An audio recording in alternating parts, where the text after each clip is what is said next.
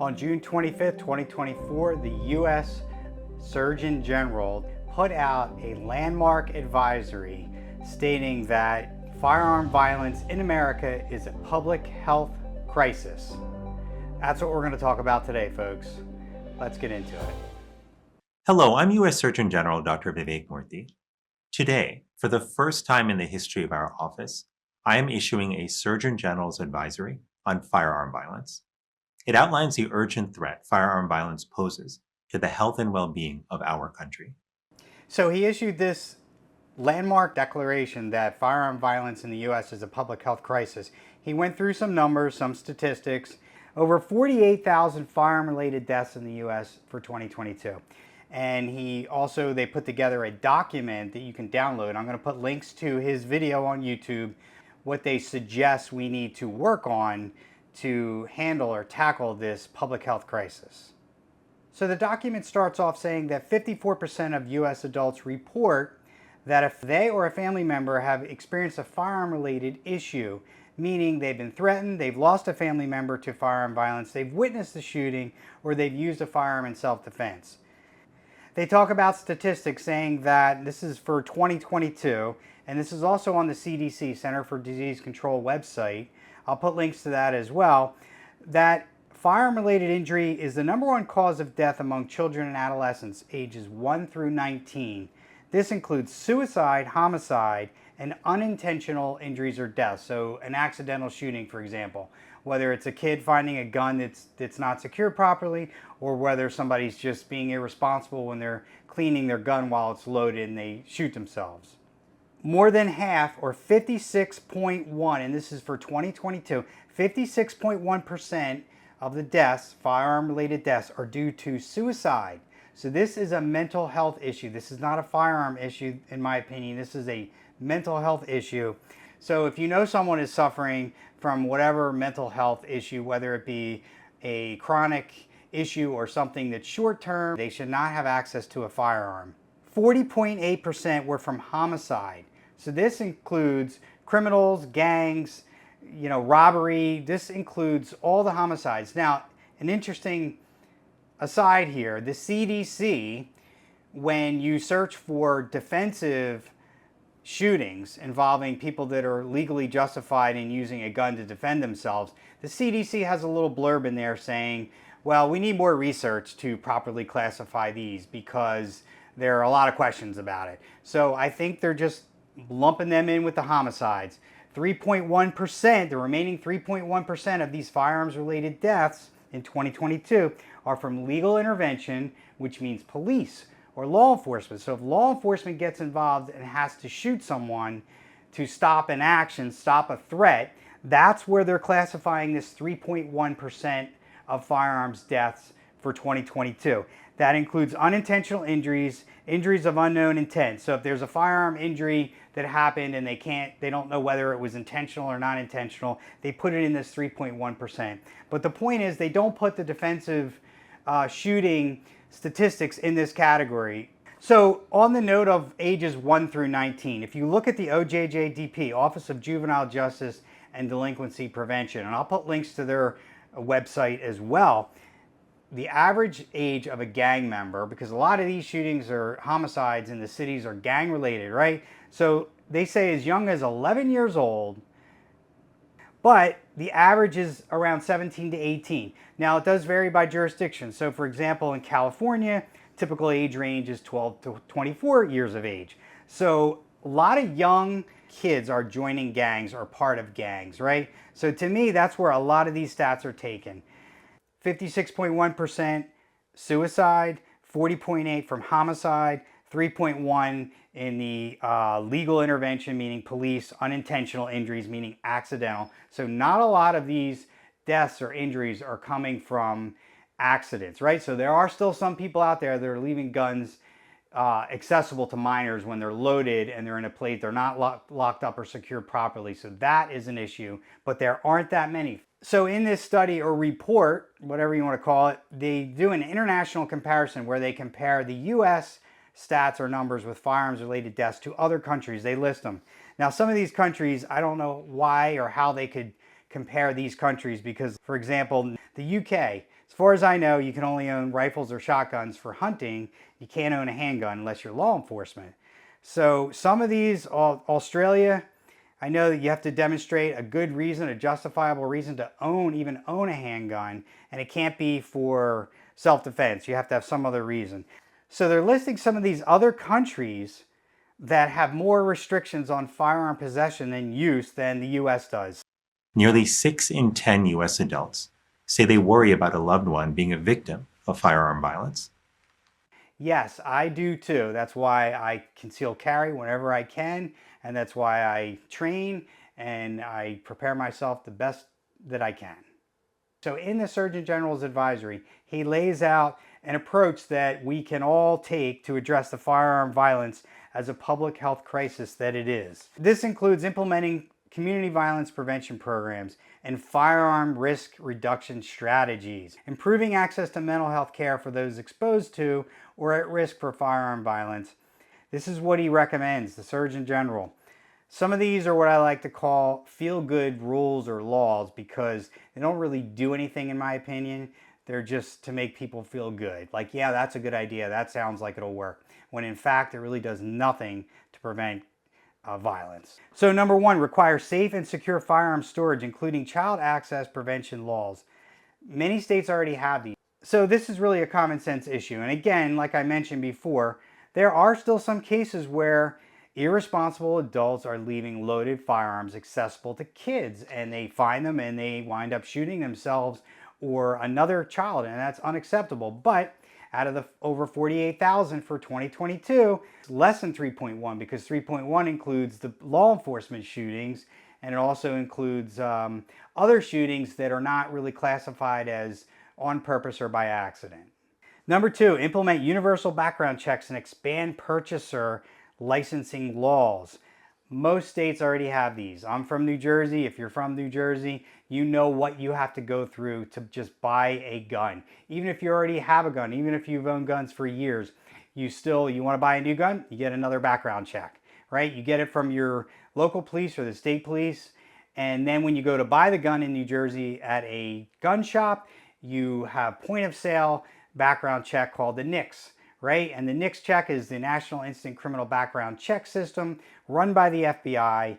The state police in New Jersey run that portion of it for the FBI in New Jersey. They have access to it, and they're going to do another point of sale check on your background to make sure you didn't get arrested 2 hours ago and you shouldn't be able to buy a gun. So they're talking, in this case, they're mostly talking about private sales because some states do have loopholes where you can do a private sale and you don't have to get a background check. In New Jersey, they've covered this. So unless you're law enforcement, between two law enforcement or immediate family members, you do need to do a private sale. You want to sell your gun to someone else, you need to take it to do the transaction through a gun dealer, authorized FFL, in order for them to do a NICS check. So in New Jersey, that's covered. A lot of states, this is already covered. Number three, implement effective firearm removal policies. So in New Jersey, the ERPO, Extreme Risk Protection Order, New Jersey already has this. So if someone feels you're a danger to yourself or someone else, they can file what's called the ERPO, right? They can file and say that they think you're a danger for these reasons. Judge, a municipal court judge, if it's after hours, will review the application, most likely grant a temporary order for your firearms to be removed. Then there's, I think, a 10-day period or longer where you go for a final hearing and you have to basically plead your case and you have to say why you think this shouldn't apply to you, and the judge will decide whether you get to keep your guns or not. And if they don't have all your guns, the judge can order your guns to be removed permanently, right? So New Jersey already has this. Most states have a domestic violence protection order, some degree of a protection order in place already. So a lot of them are adding these ERPOs, these extreme risk protection orders, that don't include necessarily a domestic violence incident. It could be a neighbor that sees their neighbor acting a little strange and he has guns and I think I need to call the police and tell them I think he's a danger. So some people feel that these are a little over the top because anybody can just make a claim on anybody and then they have to go through the process of proving that that's not true for whatever reason. They have it listed here. A lot of states have them already. More states are getting them.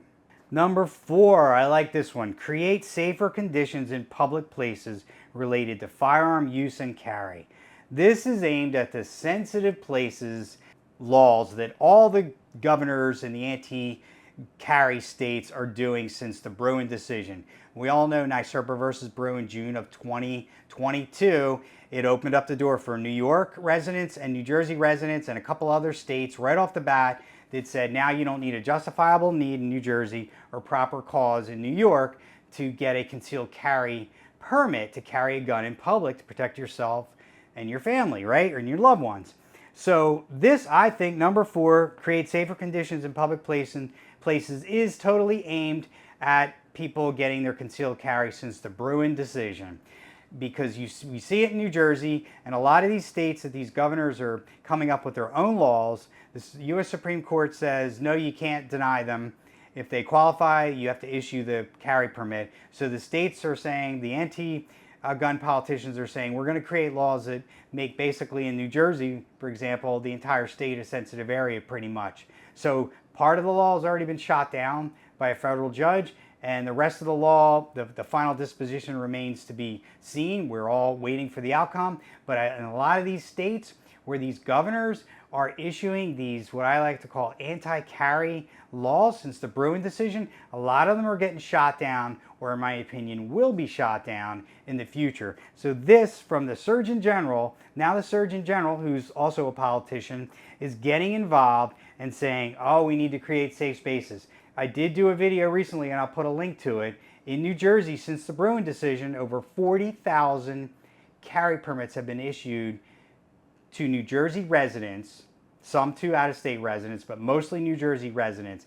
Not one violent gun action, as far as I know, as a result of these 40,000 carry permits being issued in the state of New Jersey since NYSERPA versus Bruin. So you restrict gun carry in areas, we all know that you're only restricting the responsible gun owner who in New Jersey, for example, has gone through training, a background check, and more training to be able to carry a gun and spend a lot of money on all the fees and all the process to carry a gun. You're only restricting them. The criminals, the bad guys who want to go shoot places up, don't care that there's a sign on the door that says this is a sensitive area or this is a gun-free zone. They don't care. We all know that. You're only restricting the good guys from carrying guns in these places. Doesn't make anybody safer. And in fact, shooting that happened in Maine in a bowling alley, they showed it on the news. There's a picture of the door to the bowling alley that said gun-free zone or something to that effect. Did not stop the shooter. Number 5, this is a good one. Treat firearms like other consumer products. Compare motor vehicle safety standards, pesticides, and drugs, prescription drugs. And they say, well, they're all regulated by federal agencies. So they say there's no federal standard or regulations regarding the safety of firearm produced in the U.S. So they're saying they continue that they may not undergo safety testing or include safety features like warning labels related to associated risk. So you're telling me that Smith & Wesson, Glock, Sig Sauer, none of these companies are doing any safety testing for their firearms? That's a joke. They're all doing safety testing.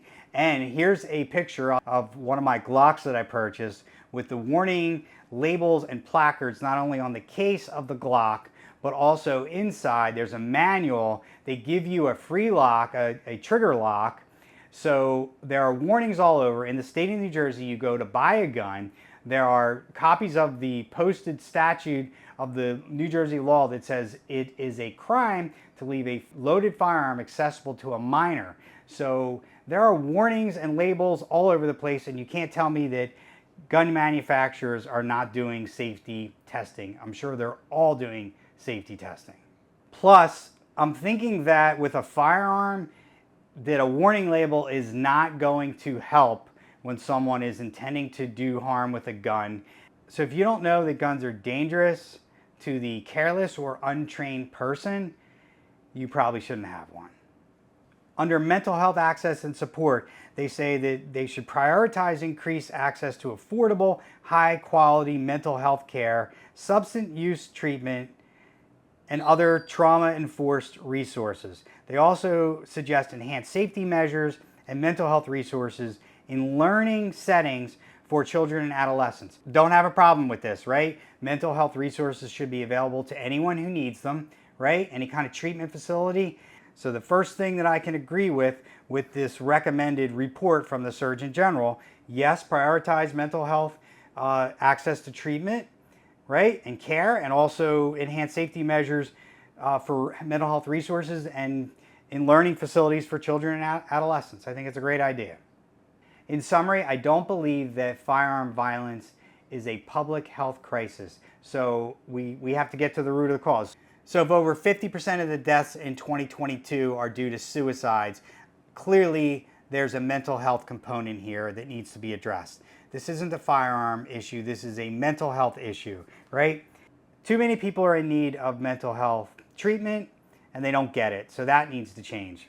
We do have a violent crime issue in this country, right? I don't think it's a firearm issue, I think it's a violent crime issue. And you see it in all the liberally run cities like Chicago, New York, LA, where they have some of the most strict gun laws in the country, and they have some of the most horrific homicide and shooting statistics in the entire nation. So why are the most restrictive as far as gun control cities and locations in the US are there the most problems? Why are we seeing so many shootings and homicides in these cities? So it's not a firearm issue, it's a violent crime issue.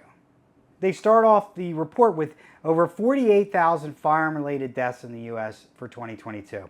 If you look at the National Highway Traffic Safety Administration website, and I'll put a link to this as well, almost 43,000 motor vehicle deaths occurred in 2022. So 43,000 compared to 48,000 gun deaths, right? So why have we not declared, now these traffic deaths happen because people speed, people drive recklessly, people drink and drive, people do drugs and drive. They happen for all different reasons. Do we focus on the car and say we have a motor vehicle crisis, health crisis in America because 43,000 people died in 2022 in car accidents?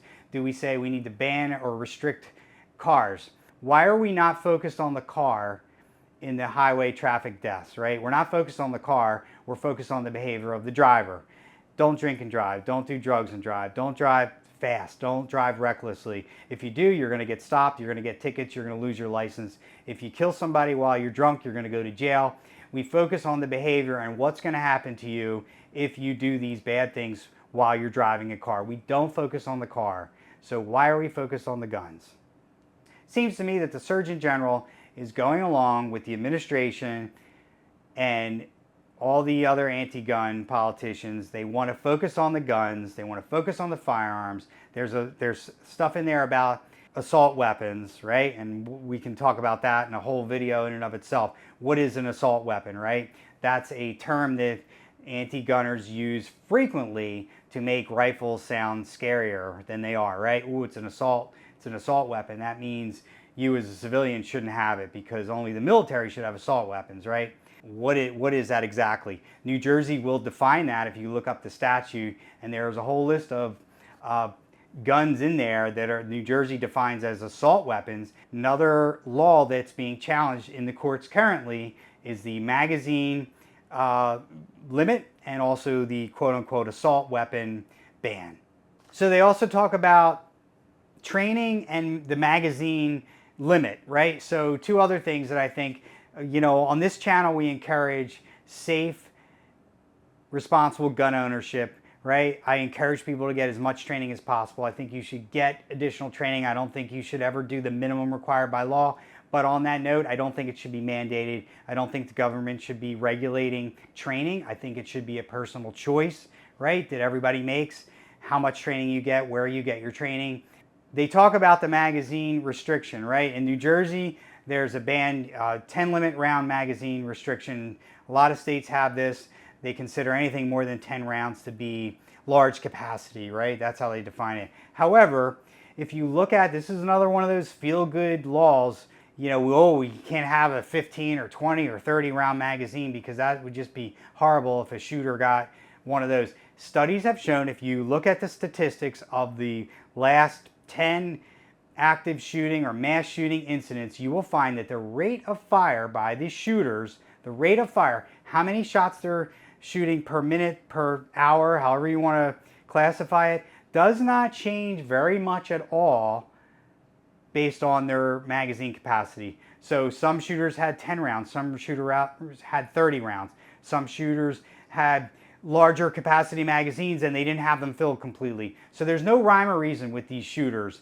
And we all know that the magazine capacity law or limit does not do anything for the criminals, right? So a mass shooter or a shooter planning to go in and shoot people does not think, oh, I better not take my 15 round Glock 19 magazine because that's a crime if it's more than 10 rounds. I better only use the 10 round. You better use that blocked magazine. No, of course, they're not going to care what the magazine limit is. So all you're doing with the magazine limit is restricting lawful gun owners from carrying larger capacity magazines if they want to. So that to me is a feel-good law.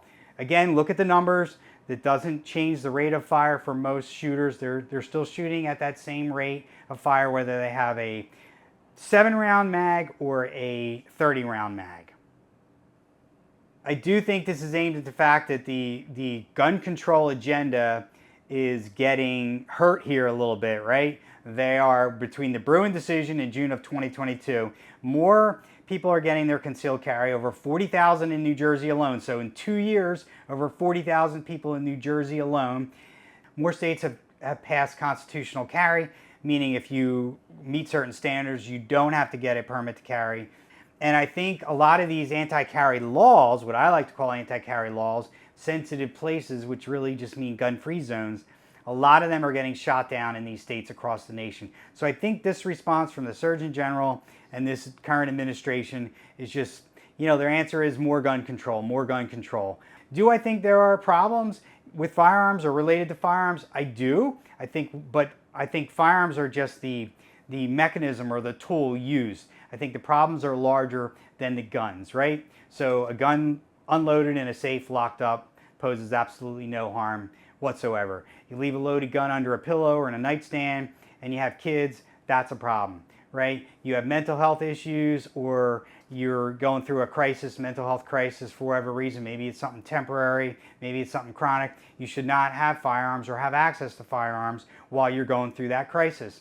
If you have, you know, issues that you've had all your life, maybe you're one of those people that just shouldn't have or possess guns. So there are issues that need to be addressed, I think, relating to violence. If you own a gun, you should be responsible, right? You need a certain amount of responsibility and a certain amount of respect for what any carelessness could lead to with firearms, right? So we're all for the responsible gun ownership, proper storage, proper handling, and legal carrying. I am interested to hear what you think about the Surgeon General's report that he believes firearm violence in America is a public health crisis. So please leave comments below. And if you like this video, please hit that like button and share it with anyone you think will appreciate it. Also, don't forget to subscribe if you haven't already. Until next time, take care and stay safe.